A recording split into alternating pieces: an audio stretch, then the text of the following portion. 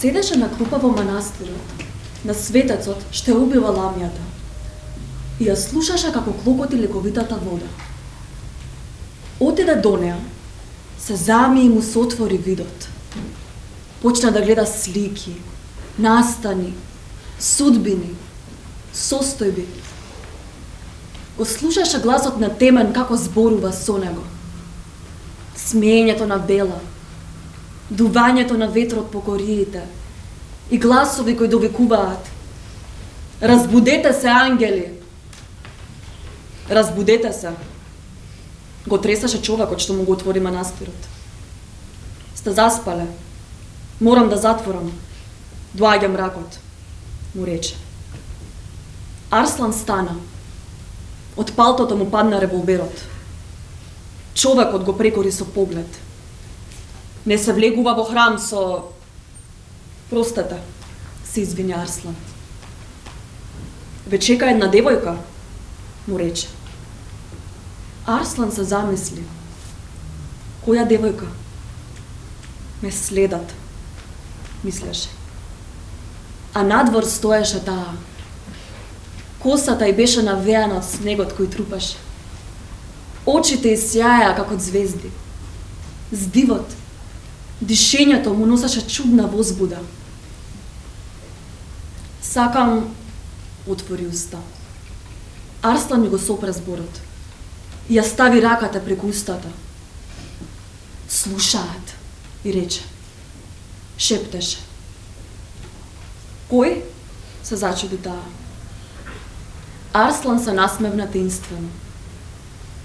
Појди на местото, каде ќе градиме споменик на Александар, каде што беше црквата на светите апостоли која сега носи друго име, или на местото каде беше црквата на свети Константин и Елена. Ако ти даде Бог, ќе ме најдеш. Направи движење како да има некој за нејзиниот грб и се изгуби низ снегот. Таа остана пред црквата зачудена. Стоеше така некој време пред да се соземе. Го читав романот за Темен и Бела. Така те најдов. Поверував дека е можно. Зборовите останаа на белината. Потоа, секој се пати по својата патека. Жарна слегуваше нека разбудениот град. Се слушаа истрели одекнаа бомби. Македонските битки се разгоруваа, едните наспроти другите. Владините сили против македонскиот отпор за слобода. Се лееше повторно македонската крв. Татнеше. А снегот паѓаше таа македонска квечерина над разбудениот град. Може би ќе ме пронајде ако е дадено од Бога, мислеше Арслан и слегуваше на кај градот. Жарна се ќавеше со женското предчувство дека со овој човек нешто ќе се случи на нејзиното траење. И не знаеше како така одеднаш, како да паднал од некоја сказка, се појавува тој, ама гепсува во срцето. И треперат колената. Сеќава возбуда, потреба да го бакне, да ја прегрне, да биде со него. И знаеше дека настаните што следат се дел од незината карма и судбина и нема бегање од тоа, од зададеното. Го знаеше тоа, но сепак се плашеше да не го види пак тој јунак, тој воин, тој Арслан. Чувствуваше страв да не и побегне во македонските битки и да не успее да му се приближи со своето срце. Размислуваше. Итеше по скриените катчиња на женското срце. Размислуваше. Велми со срцето размислуваше и со душата на жена која има потреба од љубовта. Размислуваше. Љубеше низ душата си моминска, кревка и бела, како снеголка. Се свлечкаа во еден лифт во некаква зграда. Не смееше да ја носи дома, не и веруваше. Го застана лифтот меѓу два спрата и се нафрли. Таа не се противеше, прифати и гореше од страсти. И ги скина гаките. Се распаше и ја крена подпрена над зидот. А таа јачеше, овкаше наглас. Сети како да лета со расширени крилја меѓу облаците. Некој чукаше на вратата од лифтот. Само што не завршија, се погледнаа. Да одиме кај тебе, предложи таа. Да не си шпион, ја праша Арслан. Се викам Жарна, искрено му одговори. Лифтот тргна нагоре. Слегоа на еден спрат, отидоа во темниот агол. Послече палтото и легнаа врз него. На студените скали, на тврдиот пот водеа дива љубов, како двајца кои имаа изгорено по неа, по телесната страст. Ми прилега твоето тело и рече: мислам дека ми ја гориш душава, му прошепоти. Која си ти? Кој те испрати? Шпиунче ли си?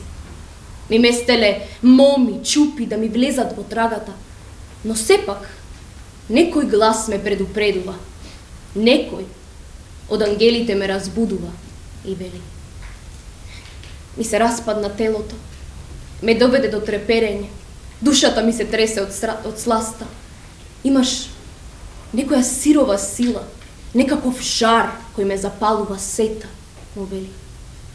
Се слуша екот на бомба, срипаа. Веројатно кренале во воздух некој автомобил на владата во оставка. На брзина се облекоа. Го допре револверот. На која страна си ти? Ја праша испитувачки. Страна? Морам ли да изберам страна? На која страна е Македонија? Се опита наглас. Ти треба да избереш. Студено одсече Арслан. Немаше милост за предавниците. Мене ми треба некој да ме милува. Жена сум, осамена. Те видов на демонстрациите пред владата во оставка како се движиш како некој цвер. Будиш во мене страст, ме подсетуваш дека сум жена. Го допре по образот, го погали. Му мина некоја благост низ стегнатата душа. Дојди кај мене. Ја поведе за рака и таа не се противеше. Белки не си шпиунче, не личиш на нив, и призна. Таа го гледаше како жена која што туку препознала блиска душа која ја возбудува и ја тера да им се подаде на милувањата. Го допре по образот, го погали по косата. Му мина благо струење низ самото му тело. Како да му се будеше некакво чувство во душата. Чувство за кое заборавил или не знаел дека го има, дека постои, дека е живо. Чувство што го тера на трепет од допирот на таа чупа, со која што туку водеше љубов и му ја разблажуваше душата. Имаш ли некого? Му спомна. Мислам, некого кој го љубиш. Пак додаде збор. Арслан ја гледа. Очите исјаја како на жена која што туку водела љубов и било убаво. Се разбудила во неа убоста на жената. Љубовната сладост и во неа тихуваше блажен мир, кој даваше посебна убавина. Сум заборавил на тоа и призна. Нема време од татковинава. Мислам, од борбите за неа. Тој ја гледаше во очите и сакаше тој миг да трае толку. Да го победи заборавот и минливоста и да го помни за секогаш. Тој миг на љубов. Да одиме кај тебе. Ми студи, изземнав, го замоли. Тој ја обгрна со палтото. Таа сети дека во него има пиштол. Ја допираше по колковите. Но ништо не му рече. Така отидоа слегувајки по скалите на влезот. Слегувајки прегрнати, како две душички кои што туку по долги пости сетиле љубовна сладост и убавина. Како две души кои се препознаа во љубовта.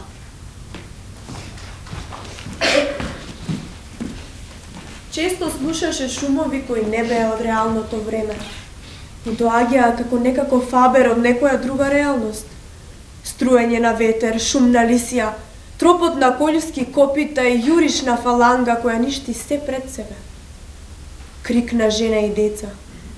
писок и плач, јачење. Му стежнуваше душата. Потоа почна да го слуша гласот на Темен, длабок. Темен како ромор од некакво азно, од мегаронот на светлината. Потоа шепотот на Бела, зборови, думи, реченици. Јас ли да се борам? Се двумеше студентот. Јас сум уметник. Даваше оправдување и образложенија. Но, почна Матиецот, дали мислиш дека некој друг за тебе ќе ја заврши работата за татковината и ти ќе бидеш само уметник на сцената? Ќе се бори некој друг? А Гоце Делчев беше учител и пак се бореше за неа. Се положи на олтарот на татковината, думаша Матиецот. На студентите им даваше упатства да формираат тројки и да стрелаат по непријателите. Александар беше цар и одеше напред, предходник во битките, ги советуваше. Тие го гледаат, се премислуваат. А Матиецот им читаше делови од романот "Разбудете се, ангели". На дел од нив им стинееше крвта. Добиваа желба да се борат за татковината. На чупињата им се насолзува очите. И така речиси и легално, тајно, тој предаваше наместо за театарот за македонската борба и за тероризмот. На часовите по сценско глаголење и понатаму низ факултетските ходници и состојби им предаваше македонизам. И така настана првата тројка. Посветените, завештаните, ке казнуваат од незнабожците. Кумановецот, Струмјанецот и Прилепчанецот.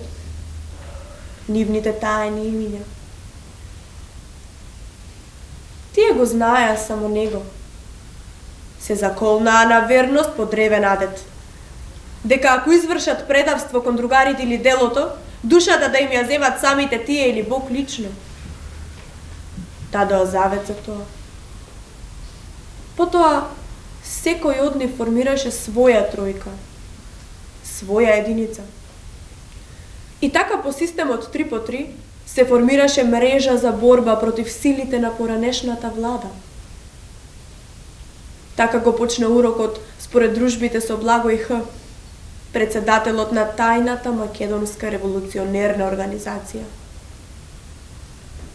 Така почна будењето на ангелите во самите нас. На потиснатиот, осакатениот, понижениот народец, поделен, распнат и рамкосан без историја и знаење за себе, за својата древност и светост. Зашто робот се бори за слобода, слободниот за совршенство. Како што пишуваше на гробот на Јане Сандански, пиринскиот цар, во Роженскиот манастир на Вишиот Пирин.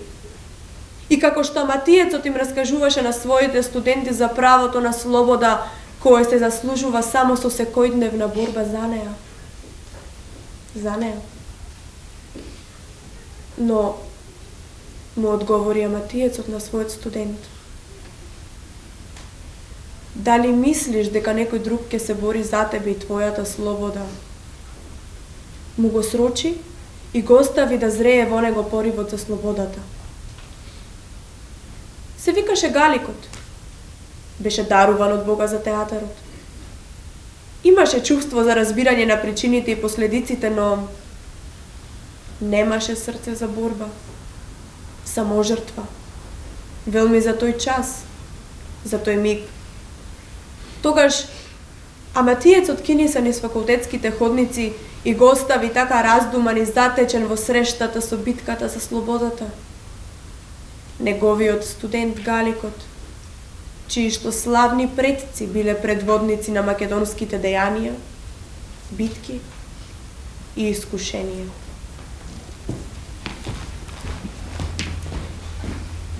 Местото беше истото. Од каде да знае да биде сигурен. Така пишуваше во упатствата на Темен. Тука на брегот, на светата река, требаше да биде манастирот. Манастирот беше тука урнат, урнисан од незнабожци кои сакале да ја приграбат земјата. Како таа да е некоја реликвија која може да се понесе в джеп или в пазува, па да ја земат со нив. Велми не можеше да се случи тоа. Таа е единствена која зема. Која дава и зема беше задучник. Даси. Денот кога се спомнува за умрените. За преселените од земниот во другиот живот. И Арслан дојде тука. На назначеното место од 99 метри од брегот на реката се заврти кон исток. Беше изгреј сонце. Старозаведна песна од 3 стиха помножени со 3, која доби од Златожар и ги отвори очите. А потоа ги нареди тените слова и чекаше да му се отворат портите на манастирот. Му се затресе телото, му сопрез дивот. Како да минуваше низ некоја блага светлина, а беше внатре. Камбаната дзунеше со Божја музика. Гласови на женско монашко пеење. Редење на благодети и молитви, но сепак имаше во него некаков страв да ги отвори очите и да се соочи со настаните кои следат. Му се наредија словата кои го упатија до невидливата црква, светите апостоли, најстара на европско тло. Но изгорена од злини и прокоби, но сепак постоеше во сосема поинаков свет, духовен свет. И така, според записот на темен на Даси за задушник, Божјо лето од 2013-та, пред сонцето да кресне со сета сила, тој се најде на местото на невидливата црква. Тогаш ќе ти се отвори портата и ќе влезеш внатре. Гласот на темен му се слушна како да постои во неговата душа, но не е сигурен.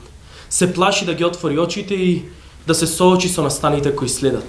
Ако влезеш во невидливата црква, во завештаниот древен храм, ќе можеш да ја видиш иднината и да ги избегнеш лошите сили кои ќе сакаат да те сништат. Така пишуваше во списите на темен. А тој само слушаше како се лее, како ромори дождот. Звукот на капките како да му удираа низ душата, а сепак не беше мокар. Како да минуваа низ него со некоја блага светлина и невидлива сила, која го измиваше и го правеше лесен и силен да разбири и да дознае. Кој си ти, синко? Глас кој доаѓа од утробата и те погодува во срцето. Имаш ли љубов во срцето? Повтори. Полн си со гнев и мраза, не ти личи на возраста, би требало да љубиш. Додека третото прашање одекна во невидливата црква. Арслан ги отвори очите и звукот на дождот го снема. И дребна тихост тежеше низ водот. Ги отвори очите, а пред него стоеше неговиот роден татко. Починат пред 10 години. Татко, прошепоти. Го гледаш она што те обременува и ти тежи, му рече. Никогаш не ќе можеш да излезеш вон, му даде збор. Како си? Праша Арслан. Чувствувам само смирение и тихувам, му призна. И одеднаш му се промени ликот и гледаше луѓе околу него, кои му биле блиски, а не се повеќе меѓу живите. И само рече. Каде сум? Помисли Арслан. Во невидливата црква. Слушна одговор. А за него, за неговиот грб, стоеше лично архангелот Михаил. Со мечот и крилјата и неброени ангели. Војската на ангелите. Треба да ги разбудиш ангелите. Ангелите во душите на земните луѓе му порача. Еден дел од тебе секогаш ќе биде тука. Ќе ја дознаваш иднината и ќе постапуваш според нашите канони и правила, го советуваше. А во миг на светлински блесок ја виде неа. Жарна. Со детенце за рака како го шетка низ некаков парк. Ми родила керкичка, помисли. Созар. Толку малку и треба на душата за да тихува. Не сум повеќе сам. Нема да загине моето име, се тешеше. И одеднаш, пред него се појави тој. Лично, со сета сила и духовност темен. Го погледна со строга насмевка. Пред да си паднат во преградка. Пред да се прегрнат тие двајца војни на духот.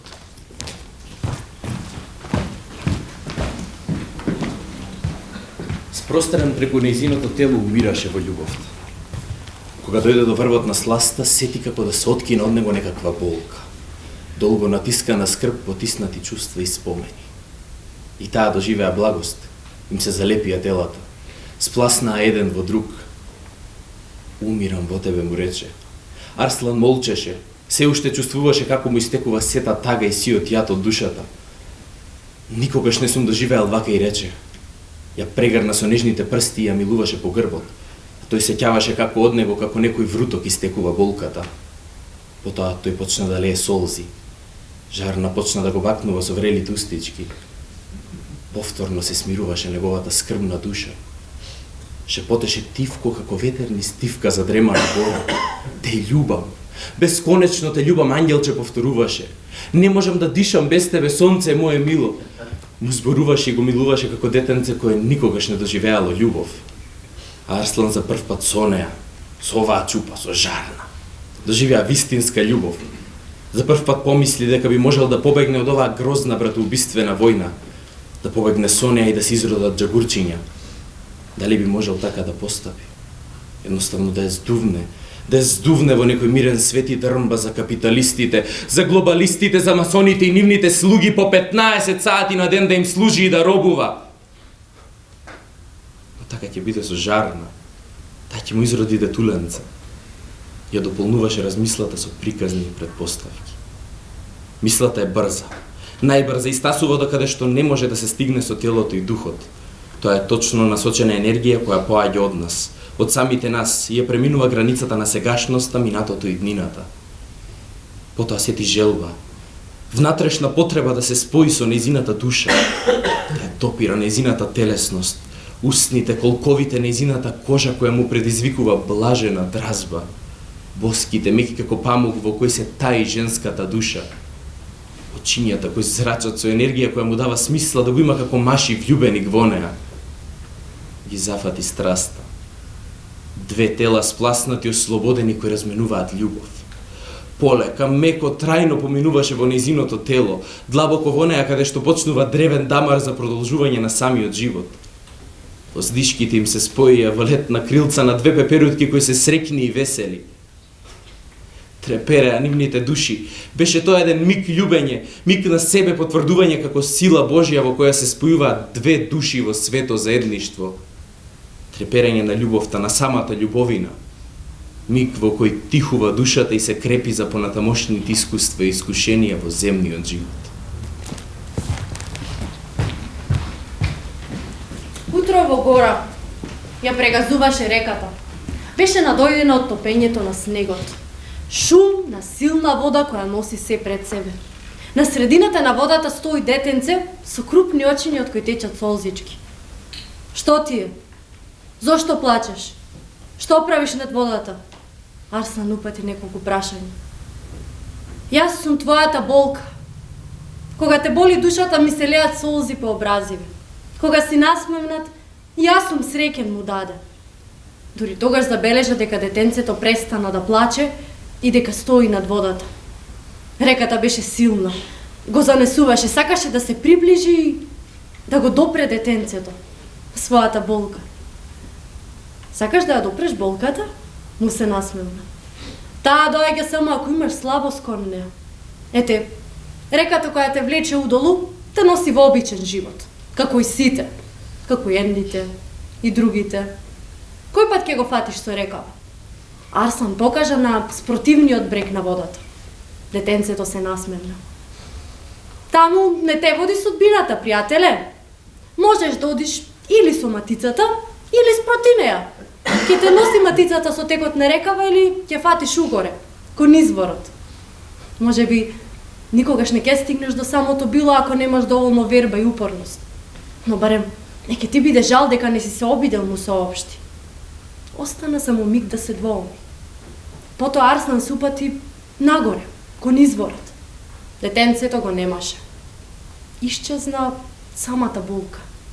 Слушаше смеење на весел детски глас кој му даваше некоја дива, древна, непресушна сила. Чекореше низ водата. Ја сеќаваше незината студена сила која сакаше да го свлечка удолу, но тој одеше угоре, кон руслото, кон билото, кон изворот. Ке стасам догоре? Ке успеам? Си отиземнат полека како некаков див полубоко оди спроти водата и знаеш, дозна, сети преку сопствената душа дека не постои болката. Таа е само лично доживување на нештата кои се вторуваат во земниот живот. Наша реакција одраз на тоа. Болката. Замини си и не се враќај повторно кај мене, и рече. Детенцето не го гледаше. Само имаше предчувство дека е тука некаде, како ангелче на неговото десно рамо и го бодреше неговата смеја и срдечност. Напред, синко мајчин, издржи се бодреше. Чекореше низ водата. Имаше сосема поинаква свест за животот, за светот, за љубовта, за саможртвата, за гибелта. Му дојде сила да чекори. Потоа му се јави ликот на Жарна. Веројатно, ја сакам, помисли. Повеќе од колку што можам да замислам дополни. И таа река со која се разминува на мајкава земја, таа тече удолу, тој оди угоре, напред, граби не попушта. Се пресоздаваше во клокот, во водена стихија која се прелеваше со водата како камен кој бразди спроти неја. Сеќаваше како да му олеснува неговото земно тело и како да лепти безтелесно со силата на соголемиот дух. И клокотеше во самата му душа. Во самата му душичка. И напред грабаше. И клокотеше во самата му душа.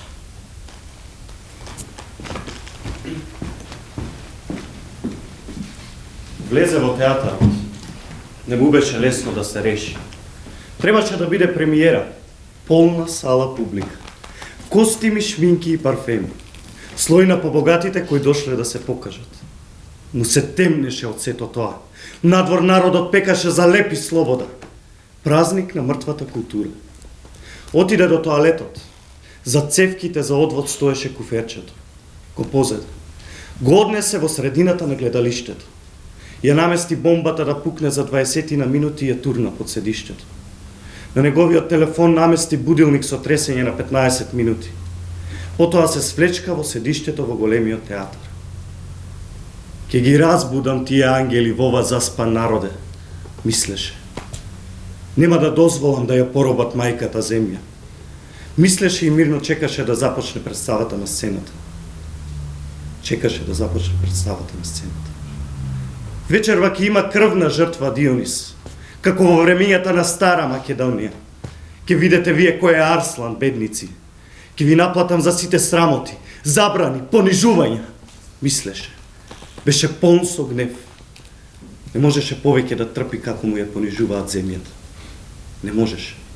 Душата му се беше збрала во длапка. Го гореше потисната болка за поробената татковина. Рамкосаната, онадената. Времето минуваше брзо. Почнаа да се гаснат светлата. Представата требаше да започне. Во обичаен джагори, тогаш се сети. Оваа представа ја познала. Овие луѓе ги има видено некаде на друго време и место. Скрп и утеха. Театар. Представа Бакниме Чернодрински. Виде кај соседот на програмчето. Тогаш се сети. Потоа се следбениците на Темен. Зарем нив да ги разнесам. Татнеш. Се разбуди во ровот. Мугра. Се допира, се бакнуваа денот и ноќта. Одеднаш настана штам. Глувотило. Тој знаеше дека тоа е миг пред да започне атакот на силите на македонскиот отпор. Се слушна зурло, тапанот за татани, гајдата позема потоа екот на песната. Од повеќе грла ечеше химната на македонскиот отпор. Јас за неа душата ја давам, за мојата родина, татковина, за мајка Македонија. И тогаш налето тргнуваше. Јурнаа стотина македонци кон силите на поранешната влада.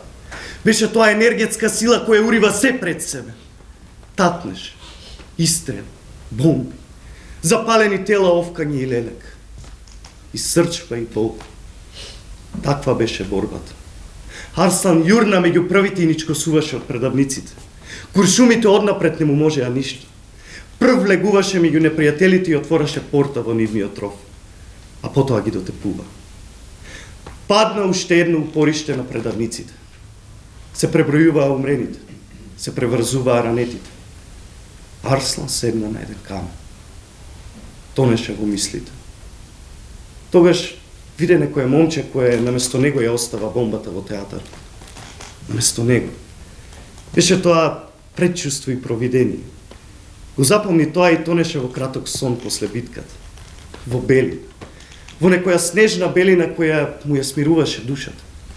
Од борбата и болката, од смртта и жалта и среќата за победата. Победа. Едните спротив другите. Македонците, за кого рече? И не престануваше да вее со снегот. Тогаш пред очите му се појави насмевката на Жарна. Ја сети нејзината топла преградка во која вирее љубовта. Таму.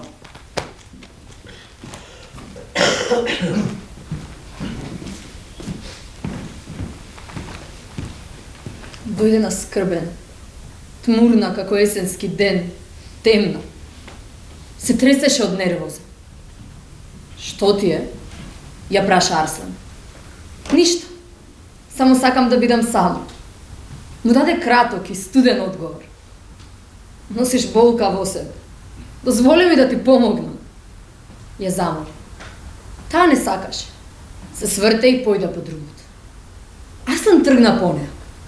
Одеше зад неа заскриен зад минувачите по улицата. Стигна до брегот на реката и местото каде се наоѓаше невидливата црква. На местото каде пеонците го капеа во древен адет својот цар во светиот Акси, денешниот Вардар. Жарна седна на клупа и плачеше. Арслан и пријде. Ја допре по раката. Таа се сепна, се стресе. Ти? Се изненади. Тргнав по тебе. Не е безбедно да се движиш сама, се грижам за тебе. И призна. Лицето ѝ беше згрчено од болката. Очите ѝ беа тажни и носеа студенило во погледот. Не можам. Не можам повеќе да живеам вака, ма не можам да се дружам со смртта, не можам. Заколнуваше. Беше тоа како молба и клетва упатена кон некој кој владее со светот. Се повлекувам. Ке кини сам, ма ке заминам одовде за секогаш. Како виерот зборови кои излета од нејзината уста. Те сакам, и рече Арслан. Ке ми не достигаш, што ке правам, како ке живеам без тебе. И призна и ја гледаше право во нејзината душа. И гледаше тие очи. Не прочита ништо во нив. Никаков одговор.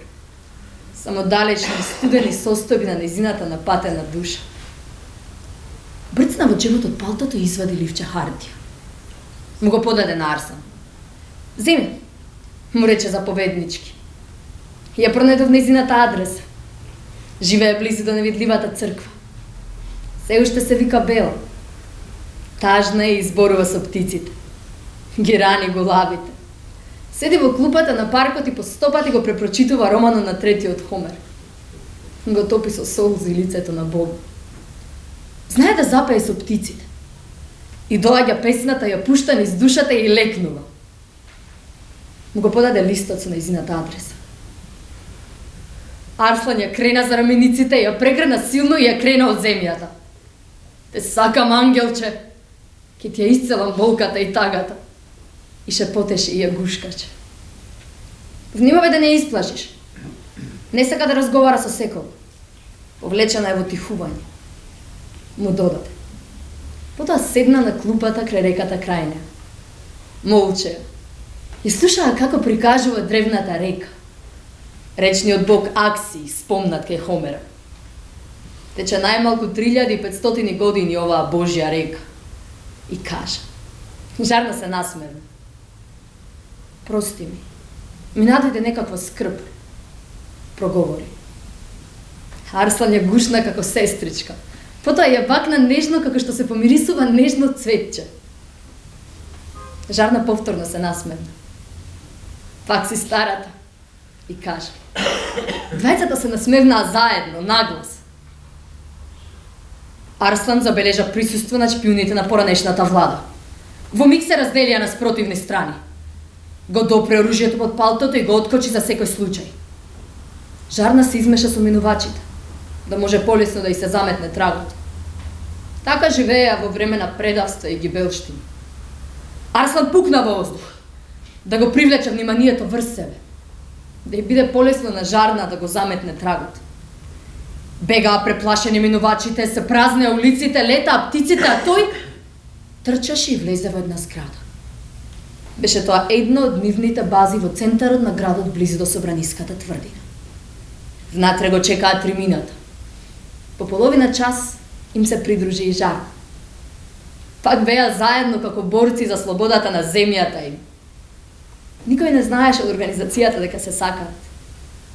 Водат љубов, но и војна за татковината. Така.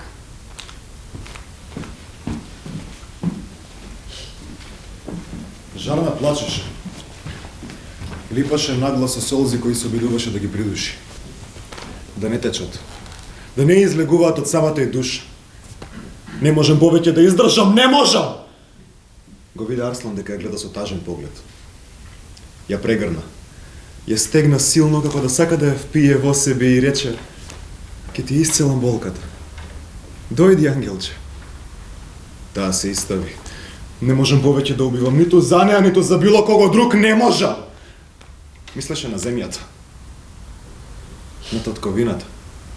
На мајка Македонија. Гушни ме. Сакам да бидам само жена. Да ти родам дечиња. Да живееме. Тука и секна мислата.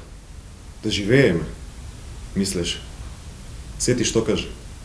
Како? Кога земјата не е слободна. Како? Кога има војна. Една од многуте македонски војни. Како можеме да живееме? Како можеме да живееме кога немаме каде? Кога немаме слободна земја за тоа живење? Мислеше. Сакаше да ја каже. Да ја гушне и никогаш да не ја пушти од преградката.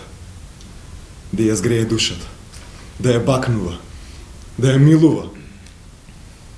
Но се воздржа. Па нели тој беше воин, секогаш на чекор од смртта, и го сеќаваше здиво, студениот мраз со кој ги стенееше душите. Ја гаснеше крвта и ја претвореше во грудка црвенило кое се враќа во онаа која зема. Во смртта. Каде патува со думите? Го врати назад во мигот. Каде? Рече, не знам. Прости ми, ама не знам како да постапам со тебе. И призна. Не. Не кажа дека сонуваше сон во кој таа му раѓа детенце. Но ја виде како заминува преко некоја голема, непрегледна вода далеку од тука. Далеку во некоја далечина, во некоја сина, недостижна далечина, во туѓина и јабана. Не го кажа тоа. Само ја гледаше и молчеше, свесен дека наскоро доаѓа нивната трајна разделба. Дека веројатно е запишана во книгата на животот, е запишана нивната трајна разделба. И така ќе биде. Веројатно така ќе мора да биде. А откако се зафати со книгата на Темен, веруваше во поинаква реалност, зададеност, предрасуда, судба. И така не сеќаваше страф од смртта. И така не можеше куршум да го прониже однапред, туку само од задгрб. Откако нацрпи вода во волшебниот бунар, кај мајката Божја во Забела, откако таму го упати гласот, се поли со светата вода која му даде непробоен заштитник на лицето. И сега можеше да биде растрелан само од тилот. Ми се лутиш? Молбено го праша. Те изневерив. Се каеш. Не. Ја утеши и ја погали по лицето. Те разбирам сосем. Појди ако така си решила. Ја гушна меко, нежно, прелесно. И се смири душата. Може би, ќе даде Господ и ќе му родам детенце. Се молеше. Отиде желбата до вишното небо. Отиде, одлета, допре до светот на ангелите. Беше тоа миг кога се прекршуваат нивните души во суровиот свет на македонската војна и гибелштина. И сопреа солзите. Почувствува божествен мир. Како кога жената наоѓа решение за својата понатамошна судба. Како кога жената е блажена и среќна. Тихуваше во преградката на Арслан и се смири самата душа.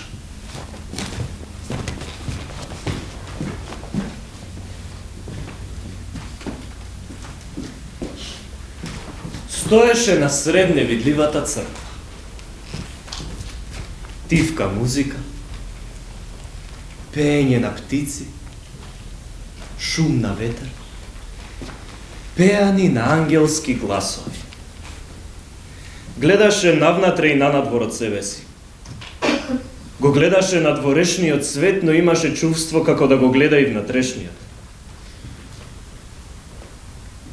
Низ еден зид од фреските се пресоздадоа облаци. Небо. Сончевина. Око кое трепка над Мајка Богородица. И слики од фреските на зидовите.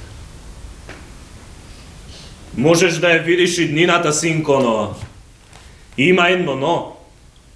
Последиците се можни да се поместат од тебе кон другите и потоа се ремети редот и поредокот. Му рече првиот глас во невидливата црква. Кој си ти? Како си дојден овде? Кој ти го кажал пејанот? Му постави опитни думи и не очекуваше одговор. Строг, длабок глас како да доаѓаше од најдлабокиот бунар. Арслан стоеше, немаше смелост да се помрне.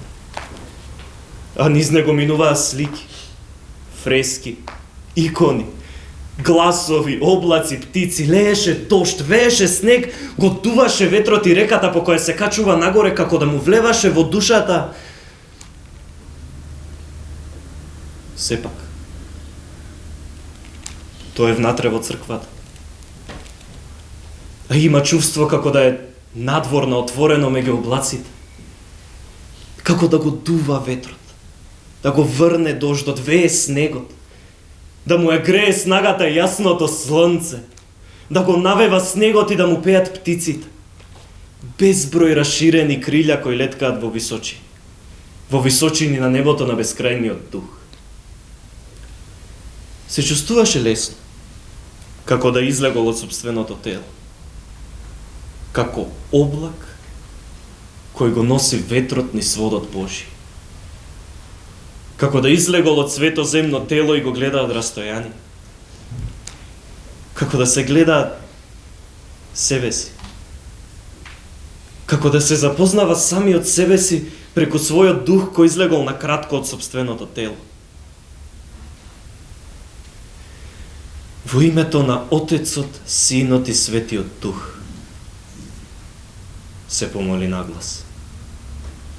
Повторно беше. Го однесе волшебната фреска кај жарна. На која страна си ти во македонскава борба? Го исчекуваше одговорот. Бакни ме, Арслан, ни заедно. Да водиме љубов. Заборави ја борбата и смртта. Не ти дават да бидеш слободен во срцето. Ти ги полнат со мраза и темнина. Му зборуваше. Лежат како верверички гушнати во некаква соба. Тој и таа. Се милуваа, се бакнуваа, водеа љубов и телата им беа спотнати едното во другото оросени со пот. Арслан како да изфрлаше од себе некоја потисната агресија. Некоја дива енергија која му се берела во душата. Потоа му олеснуваше по некое време и беше во тихување. Сепак, шепотеше. Некој мора да се бори за неа, да се жртвува за неа, за нашата мајка и татковина. И рече. Направи ми едно детенце, да ја зацврсти нашата љубов. Се плашам. Земно.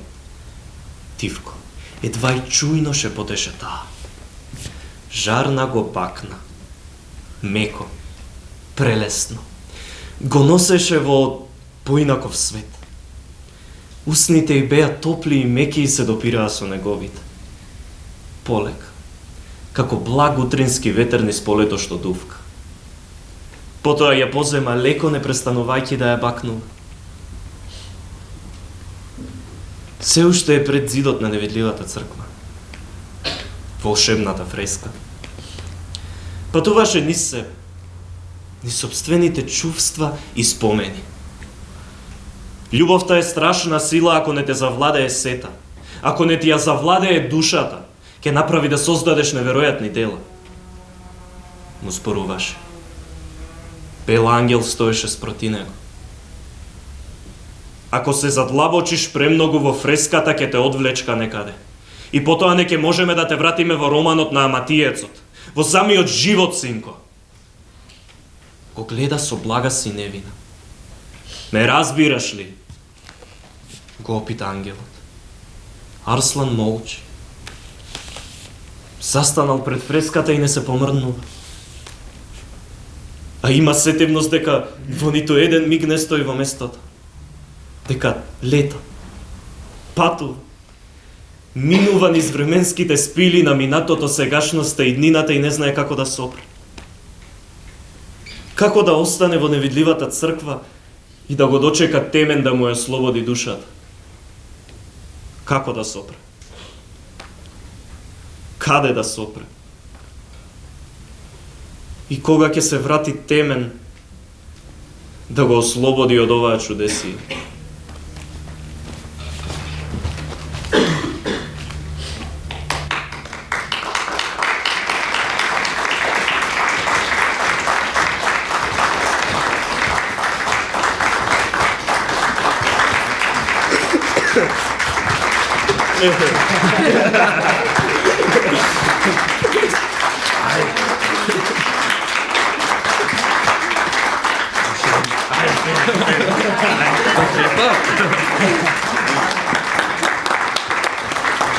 Gente,